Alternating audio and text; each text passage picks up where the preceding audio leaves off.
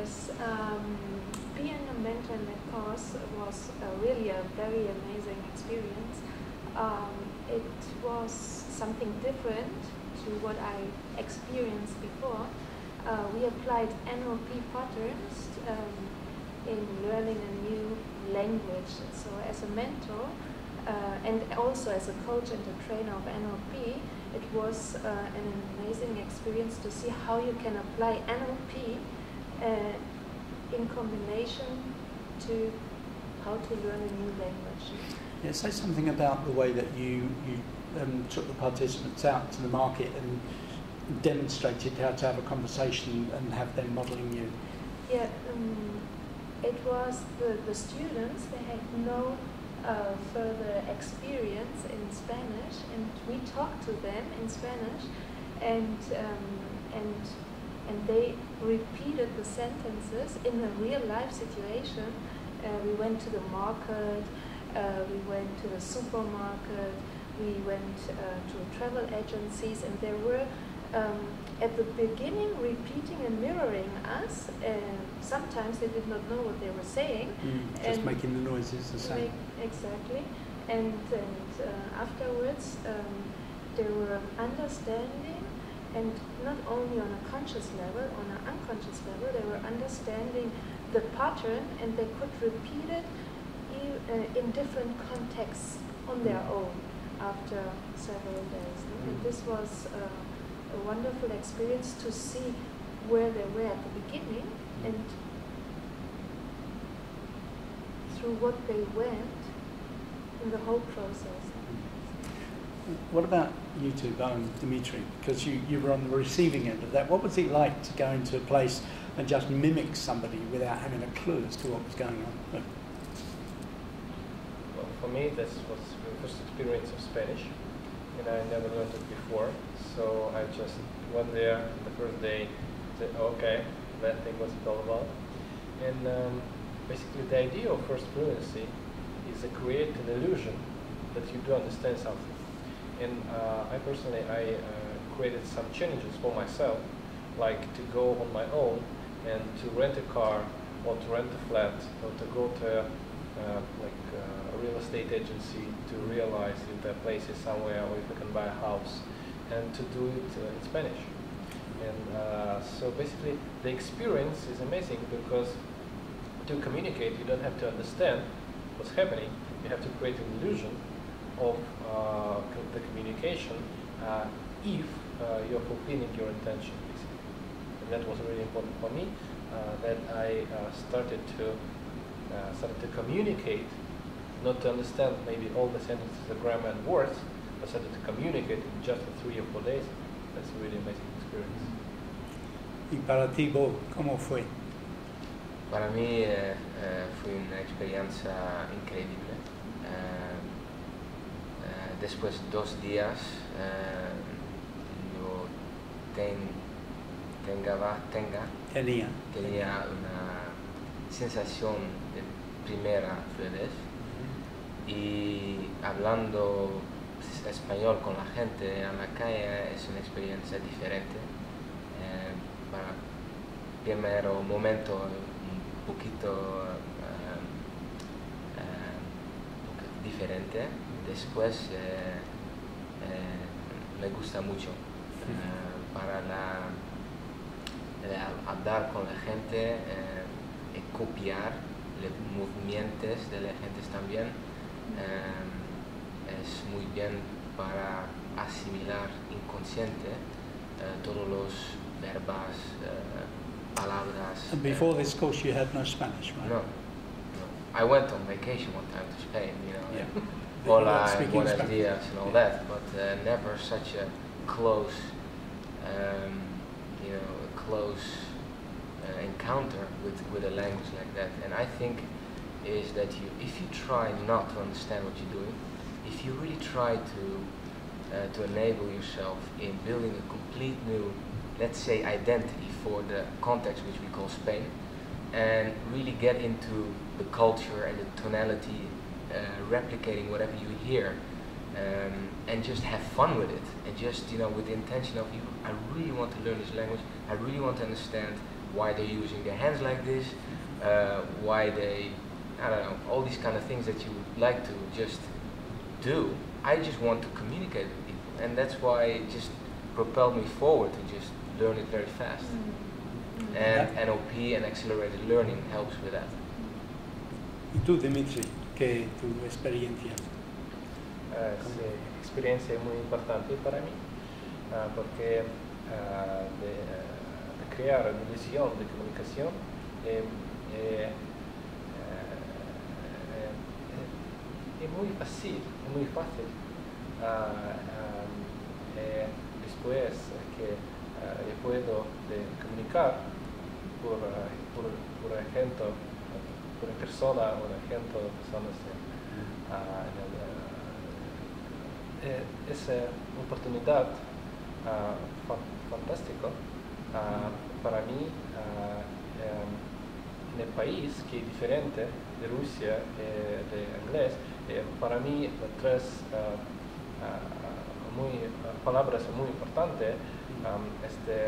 No hablo inglés. No hablo inglés.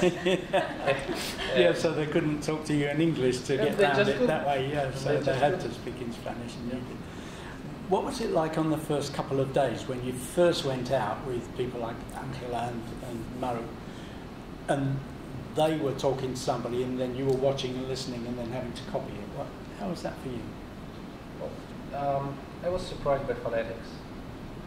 When I listened to Spanish language, like I did several times in my life, I didn't really realize that they were moving differently, that they pronounce sounds differently. And the phonetics was like all this tongue and lip movements were like amazing. It was fun to replicate, and it was fun to really get a new identity. So you feel that it's fácil, not fácil, whatever it is. Angela, would you talk a little bit about, as a mentor, in the phase where it was suggested that people take on a Spanish identity and lose their... What was your thought at that stage? That was one of the things that I thought was most interesting, because it's true. I mean, as polyglots, we might not be consciously aware of it, but we might breathe. We have a different posture when we talk in a particular language. Like, for example, when I speak in French or in Spanish or in English, my physiology and my tone and the way that I breathe so as to get out the words is very, very different than the way I do it in the other languages. And the way I saw them do this is by simply adapting themselves and actually challenging themselves to not necessarily be the same person in one identity than in the other. And I mean, what's interesting is you grew up in Germany, didn't you, Maru? Yeah. So German is, along with Spanish, is your staple language. You speak superb English.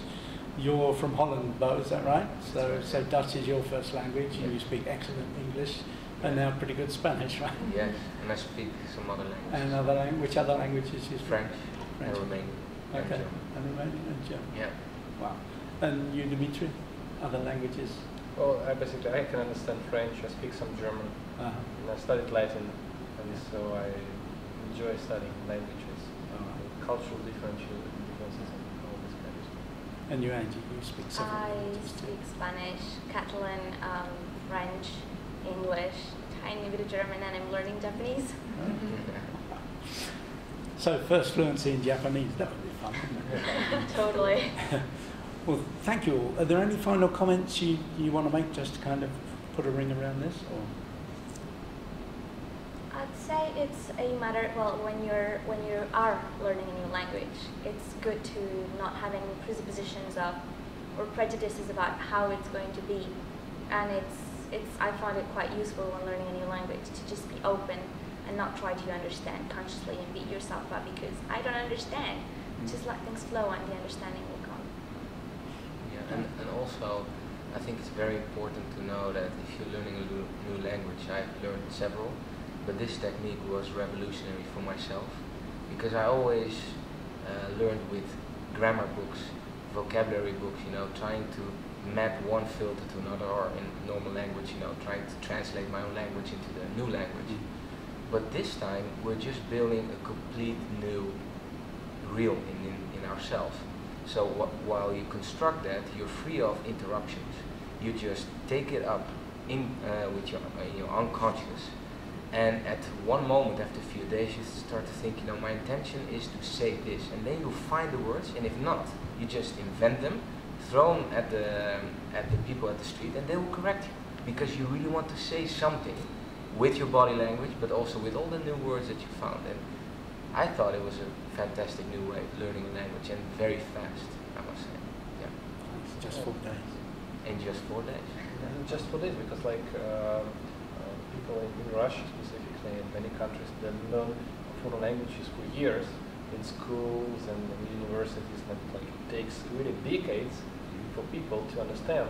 That's not the vocabulary or grammar, it's basically their physiology and how they move that can just enable their natural ability to understand something and to explain themselves. And it's much easier to just create this empty space, so you don't decode Russian language into English and then into Spanish, but you just create an image, and if there is a word, you use it. If there isn't, you just invent it, or wait for it to come, or ask somebody for the word. And it's this physiological stuff, I think, is the most important part that actually is missing in many different language learning systems.